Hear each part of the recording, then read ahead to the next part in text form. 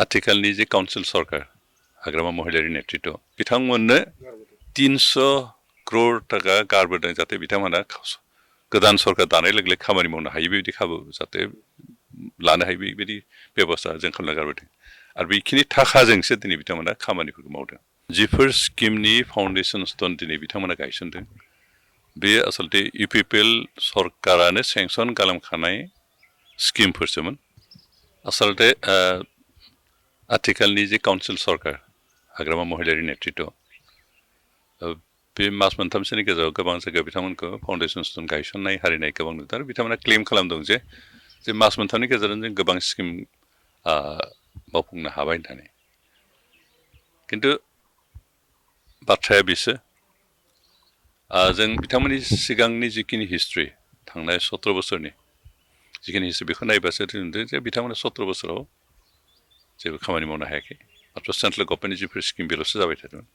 काउन्सिलनिफ्राय बेबायदि डेभेलपमेन्टेल एक्टिभिटिस बेखौ जोंनि उदालगुरियाव जों नुनो मोनाखैमोन बाक्सा आरो उदालगुरियाव बाखि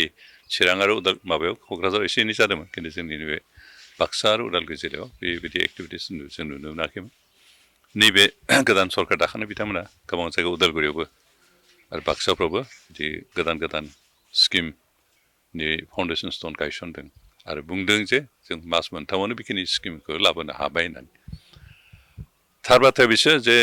जिफोर स्किमनि फाउन्डेसन स्टोन दिनै बिथांमोना गायसनदों बे आसलते इउपिपिएल सरकारानो सेंसन खालामखानाय स्किमफोरसोमोन इलेक्सना एसे एडभान्स जानायखाय बे स्किमफोरखौ जों सेंसन खालामदोंबाबो प्रसेस टेन्डार होदोंमोनब्लाबो वर्क अर्डार होनो हायि बिदि समनि आंखालाव बिदि जाना थालांनाय गोजा फान्ड जोंहा एलटेड दंखायोमोन जेसेबां स्किम जों एप्रुभ खालामदों बे गासैबो एगेन्स्ट फान्ड दंजोबखायोमोन फान्ड एलकेसन थाखाय स्किम जाखानाय गुथे माजोबखानाय दा बेखिनि स्किमखौ जों हास्लाबिखौल'सो बिथांमोना प्रसेसआव लाबोनानै टेन्डार होनानै गोबाङानोथ' टेन्डारबो जाखाबायमोन दा बेखिनिखौ केन्सेल खालामनो बिथांमोना गोदान टेन्डार होफामदों गोबां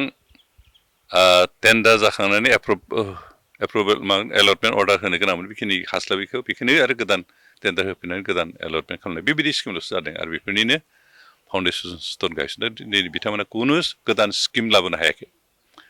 जोंनि गुडविलनि स्किमफोर दंमोन लामानि बेबो टेन्डारल' होनाय जादोंमोन खिन्थु वर्क अर्डार हास्लाबिखाय बिथांमोना गासैबो हल बिटिसि ओनसोलाव जेसेबां गुडविलनि माबाफोर दं रड टेन्डार जानाय बेखिनिखौ केन्सेल गोदान टेन्डार खालामनाय बे फान्डआ खिन्थु दंखाजोबो जों सेंसन खालामना गालांखानाय बेनिफ्राय पिएनआरडि डिपार्टमेन्टनि गोबां स्किमफोर दंमोन जायफोरखौ जों फ्राय टेन्डार होजोबखाजोबनायमोन बेखिनिखौ जों वर्क अर्डार दिहुनस्लाबनो हायिखौ सर्ट टाइमनि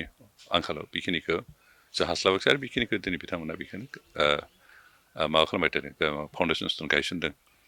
बेनिफ्राय पिडब्लिउडि डिपार्टमेन्टबो गोबां जों नुदोंमोन जे थांनाय सिगांनि सरकाराव 17 बोसोराव बिथांमोना गोबां खामानि फान्ड गैयालासेनो बा फान्डखौ मिसइउज खालामनानै खामानि होदोंबाबो जोंनि ठेकेदारफोरनि बिल होनो हायाखै फ्राय 3000 crore बिथांमोना धार खालामना गालांदों बिटिसि सरकारखौ खिन्थु जों प्रत्येक बोसोर बे थांनाय बोसोर जोंनि सरकाराव इउपिपिएलनि नेतृत्व जि सरकार जादों बे सरकारनि समाव प्रत्येक बोसोर जों फान्डखौ जेसेबां फान्ड दं बेसेबां स्किम सेंसन खालामनाय ग्रोबै फोजोबलांबाय थादोंमोन आरो नैबेवहायबो जों गुथै फान्डखौ जों स्किमखौ हमजोबखाबायमोन मात्र समनि आंखालाव जों मावजोबनो हायाखै आरो बेनिखाय जों अन्तत दाहार खालामाखै 300 crore जों फैसा गारबोदों बिथांमोनासो जोंखौ धार खालामना गालांदों खिन्थु जों बिथांमोननो 300 crore टाका गारबोदों जाहाथे बिथांमोना गोदान सरकार दानाय लोगो लोगो खामानि मावनो हायो बेबायदि खाबु जाहाथे लानो हायो बेबायदि बेबस्था जों खालामना गारबोदों आरो बेखिनि थाखाजोंसो दिनै बिथांमोना खामानिफोरखौ मावदों गोदान थाखा बिनानै लाबोनानै बा गोदान खामानि सेंसन खालामनानै बिथांमोना मावनो हायाखै जिखिनि मावदों बे गासैबो जों हमखानाय स्किम आरो जों गारबोखानाय फैसा बेजों बिथांमोना मावदों उदालगुरियाव दाखालि बावैसो चिफ मिनिस्टारा फैनानै उदालगुरि टाउन गेजेराव जितु रेलवे क्रसिं बिनि सायाव अभारब्रिज फ्लाइअभार इन'ग्रेसन खालामना थांबाय आरो हिडना चिफ मिनिस्टार बिथांनि लेक्साराव मोनसे बाथ्रा ओंखारदों जे रिहान दैमारि बिथाङा मिनिस्टार थानाय समावनो बेयाव फ्लाइअभार नांगौ होननानै डिमान्ड खालामदोंमोन बेनिखायनो जों बेखौ सेंसन खालामबाय होनना बुंदों आसलथे खोथाया बे नङा नैबे फ्लाइअभारा बिटिआर सुक्तिनि मोनसे माबा मोनसे रादाय मथे जादों कारण जोंनि बिटिआर सुक्तियाव जों गरेस्वर टंला उदालगुरि आरो माजबाद बेखिनियाव फ्लाइअभार जानो रेलवे सायाव फ्लाइअभार जानांगौनो जोंनि एग्रिमेन्टआव दं आरो बे एग्रिमेन्ट मथे जों प्रेसार होबाय थादों सरकारा बे मथेनो नैबे फ्लाइअभारा सेंसन जाना फैदों बेयाव रिहान दैमारिनि डिमान्डनि बाथ्रा गैया सोरनिबा डिमान्डनि बाथ्राबो गैया बे बिटिआर एकर्डनिसो मोनसे फिथाइ बेनिफ्राय दाखालि बावै दानिफ्राय मास मोनसेसो सिगां सरन बर'आ बिथाङा गावनि ओनसोलाव नेसनेल स्पर्ट्स एकाडेमिनि फाउन्डेसन स्टन गायसनदों बेबो एक्सुवेलि बिटिआर एग्रिमेन्टनि मोनसे सुक्ति आरो बिटिआर एग्रिमेन्टनि रादाय हिसाबै जों उदालगुरि ओनसोलाव मोनसे नेसनेल स्पर्ट्स एकाडेमि गायसननांगौ होननानै मोनसे रादाय दं आरो बे मथे बे लानाय जादों जों उदालगुरि खाथियावनो गायसननो नागिरदों खिन्थु जोंहा बेयाव हा एसे झमेला जानायखाय बेखौ रुटाव लांदों बेबो बिथांमोननि स्किम नङा बेजों हमखानाय सेंसन जाखानाय खाथां खालामखानाय माथ्र जायगाखौल' एसे सोलायनो गोनां जादों आरो दिनै जों आम्बागाव डिस्ट्रिक्ट स्टेडियामनि फाउन्डेसन स्टन गायसनबाय बेबो जों उदालगुरि टाउन खाथि खाला जायगा नागिरदोंमोन बेयाव एसे प्रब्लेम जानायखाय एसे डिले जाबाय आसलथे बोसोरथाम सिगाङावनो बे स्टेडियामा कनस्ट्राक्सन स्टार्ट जानांगौमोन खिन्थु जोंहा हानि एसे आंखाल जानायखाय दिनै बेखौ नागिरनायावनो एलटमेन्ट खालामनाय सेंसन खालामनाय एसे लेट जाबाय दिनै जों आम्बागाव बेखौ फाउन्डेसन स्टन गायसनबाय बे हयथ' गाबोन समफोरनिफ्राय कनस्ट्राक्सना जासिगोन आरो बेनिखायनो दा जिखिनि एक्टिभिटिसनि थाखाय बिपिएफ सरकारा फाउन्डेसन स्टन गायसनदों अन्थाइ खाम्फा गायसनदों बे गासैबो खिन्थु इउपिपिएल सरकार थिग खालामनो गालांखानाय स्किम आरो इउपिपिएल सरकार थिग खालामनो गालांखानाय फान्ड बे फान्डजोंसो नैबे माबाखौ गायसनदों बेनिखाय बिथांमोना दुगा बुंबाबो रायजोफ्रा बेखौ फोथायनाङा कारण बिथांमोना 17 बोसोराव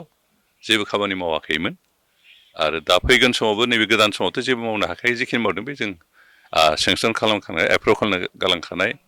स्किम आरो फान्ड बेजोंसो बिथांमोना खामानि मावदों नैबे फैगौ बे बिसायख'थियाव जिथु नैबे उदालगुरियाव नोंथांमोननि हान्जाजों बबे मोनसे हान्जाया गोरासिन जागोन सानदों नोंथाङा ओरैनोथ' पार्टि हिसाबै जोंबो सरकार गैयाबाबो बा जा एमसिएलए गैयाबाबो जों गोरलै नङा जोंनि वर्कारफ्रा खामानि मावबाय थादों ओरैनोथ' बिपिएफनि जों खोनानायाव सानै केन्डिडेट थाखाय दाबिदार दं रबिनसन मसाहारि बिथाङाबो बिथाङा आथिखालाव बिटिसिनि चिफ हाग्रामा महिलारि बिथांनि एडभाइजार हिसाबै जानानै दं आरो सासेया रिहान दैमारि डेपुटि चिफ दा बिथांमोननि सायाव बिथांमोन सानैनि गेजेराव सोर टिकेट मोनो बे बिथांमोननि बाथ्रासै केन्डिडेट मथे बिथांमोन सानैनि गेजेराव सोरबा सासेया जागोन इउपिपिएलनिफ्राय थागोन हयथ' कंग्रेस बा मानिफ्रायबो पार्टिनिफ्राय बेलेग पार्टिनिफ्रायबो थानो हागौ सोरबा इन्डिपेन्डेन्टबो गेलेनो हागौ खिन्थु मेइन जुजाजा इउपिपिएल आरो बिपिएफनि गेजेराव जागोन कंग्रेस हयथ' बिजेपि हयथ' टिकेट होआबो जानो हागौ बा होनोबो हागौ दाहालागै टिकेट होगोन होननानै जों मिथियाखै कारण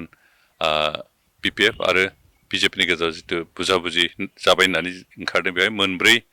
समस्तियाव केन्डिडेट होगोन बिजेपिया बेनिफ्राय बिजेपि बिजनियाव होगोन बेनिफ्राय तामुलपुर होगोन होननानै रिपर्ट मोनदों बेनिफ्राय टंलायाव होगोन होननानै मिथिनो मोनदों आरो नेक्स्टआ माजबाद बे मोनब्रैयाव होगोन होननानै जों खोनानो मोनदों दा बेबायदिब्ला बिपिएफ आरो माबानि गेजेराव बबेखौ गेलेनाय बे बिथांमोननि बाथ्रासो खिन्थु जोंनिफ्राय जों बेखौनो बुंदों जे जों दासिमहालागै ना कंग्रेस ना बिपिएफ ना बिजेपि रावजोंबो सावरायाखै जोंहा बिटिसि ओनसोलाव थानाय 15 समस्तिनि 15आवबो जों केन्डिडेट होगोन आरो जोंनि निजा स्टाइलाव निजस्व डिसिसन निजेनो प्रिन्सिपाल सायाव बिथा खालामनानै जों रायजो राजानि खाथियाव हाबगासिनो दं आरो जों बिसायख'थि गेलेगोन जिहेतु मोनसे बाथ्राया गोसारबाय थादों नोंथाङा बे बाराव बिसायख'थियाव बाहागो लाया होननानै जुदि नोंथाङा बेयाव बाहागो लायाब्ला बिजाथि हिसाबै सोरबादि बिजाथिया फैनायनि आसा दं नोंथांमोननि हान्जानिफ्राय ओरैनो आंथ' डिसिसन लाबाय जे एबार आं बिजाथि महरै इलेक्सनाव ओंखारा इलेक्सनाव गसङा आं सिगाङावबो गसंनो गोसो गैखायामोन खिन्थु सिटुवेसननि नारसिननो गेलेदोंमोन रायजोफ्राबो मदद आरो हेफाजाब खालामदोंमोन पार्टियाव जोंहा गोबां वार्कार दं आरो केन्डिडेटनि आंखाल जानाय नङा जोंहा पार्टि हाइकामान्डआ आंनि बदलै सोरखौ होनांगौ बेखौ एसे नोजोर होनानै दोनदों आरो बे मथे आं सानदों जि केन्डिडेट होगोन मोजां केन्डिडेटखौनो होगोन जायनि सायाव जाति समाजा गसंनानै थांनानै थानो हायो जौगानायनि लामाखौ नुहुरबायदि बिजाथिखौनो जों होगोन जोंनिफ्राय होगोन बेखौनो आं फोथायदों हयथ' गाबोन समफोरनि उनाव भितरावनो बे उदालगुरि समस्तियाव सोर केन्डिडेट माजराव सोर जागोन बेनि बिथं माबाफोर इनफरमेसन जोंनि पार्टिनिफ्राय जोंनि हाइकमान्डआ होगोन बेनिखायनो आं गेलेया होननानै रावबो बेयाव केन्डिडेट थानाय नङा बेखौ सानना रायजोफ्राबो नार्भास जानो दरकार गैया कारण मानसिया सोलाय सोल' जानांगौ खिन्थु पार्टियाथ' दं पार्टि थानाय मिन्स पार्टि प्रिन्सिपालाव दं बेनिखायनो केन्डिडेट जायानो जाथों पार्टि प्रिन्सिपालाव थांगोन बेनिखायनो जायहा फैगोन बे बिथाङा मोजांखौनो खामानि मावगोन होननानै फोथायनाय दं जिहेतु 15 माबा हयथ' फेज वाइजबो मानो हागौ केन्डिडेटखौ डिक्लेयार खालामनो हागौ फार्स्ट फेजआव हयथ' साब्रै साबा नेक्स्ट साब्रै साबा नेक्स्टआव हयथ' आरो बिदि फेज वाइज बिदिखौ फोसावनो हागौ माबाखौ नायनानै खिन्थु जोंनि जोंनि मिथिनायाव दिनैसिमहालागै जिथु नोंथांमोननि हानजाया जेननाय लोगो लोगो गोबां एमसिएलए आरो गोबां मावथिफोरा दिनै बिपिएफआव हाबैदों बिथिङाव मा बुंगोन नोंथाङा ओरैनो आसल इउपिपिएल थालनिफ्राय अरिजिनेल इउपिपिएल हिसाबै फाउन्डार हिसाबै फाउन्डेसन जानाय समनिफ्राय जायफोर दं बिथांमोननि सानै थांबाय जोमैसा ओमफ्राय मावथि बिथांमोना थांदों ओमफ्राय बाखि जिखिनि थांदों बिथांमोना गुबुननिफ्राय फैनाय मानसि बारहुंखा फैयोब्ला एसे लोरबां एसेल' सिथाबनानै थानाय बिलाइफ्रा सिरिखायो दा जायफोरा दिनै बिपिएफआव जइन जादों नैबे बिसायख'थिया जोंनि थाखाय मोनसे बारहुंखामोन बारहुंखाया गोसायैनो फैबाय आरो बे गोसा फैनायाव जायफ्रा एसे लोबोरै नांथाबदों बिसोर सिरिबाय खिन्थु जायफोर गोग्गोमै दं बिथांमोना खुनुदिन सिरियाखै आरो पार्टिनि प्रिन्सिपाल पार्टिनि प्रति अननाय पार्टिनि जि लयेल्टि गोनां रावबो सोद्रोमाया थांनाय नङा खाम्फा बरगयारि मैया दाखालिसो फैखादोंमोन सुबिदा बायदि जायफोर थांदों बिथांमोनखौ जों अपरचुनिस्ट सेल्फिश पावार हांगार होननानै बुंगोन बेनिखायनो बेबायदि थांनाय जोंहा खहा जाया पार्टि प्रिन्सिपालखौ मोजां मोनखौ अनगोन जोंनि वार्कार गोबां दंखायो बिथांमोनानो बे पार्टिखौ फोथांना लाखियो सब पार्टिनि गेजेराव बिदिनो दिनै कंग्रेसनिफ्राय बिजेपिआव थांदों बिजेपिनिफ्राय कंग्रेसआव थांदों बे माबाया जाखायो जायफ्रा पावार लुबैबाय थाग्रा बिसोरो केन्डिडेट मोनाबानो बारस्लायो केन्डिडेटनि सुबिदा मोनाबायदि नुहुरबा माबाफोर सुबिदा मोना बायदि नुहुरबानो बारस्लायो आरो बेबायदि बारस्लायग्रा मानसिफोरजों पार्टिया थांनानै थायो जायफ्रा खैफोदनि समावबो बिपदनि समावबो गासैबो गारनानै थांबा हारसिङैबाबो पार्टिखौ हमथानायनि मन'भाब थानाय बेबायदि सुबुंफोरजोंसो पार्टिफोर थांनानै थानाय आरो बेबायदि सुबुं जोंनि पार्टियाव गोबां दंखायो बेनिखायनो सोरबा साफा सानै थानानै जों नार्भास जायाखै पार्टिया थांनानै थागोन पार्टिया देरहागोन थेंक इउ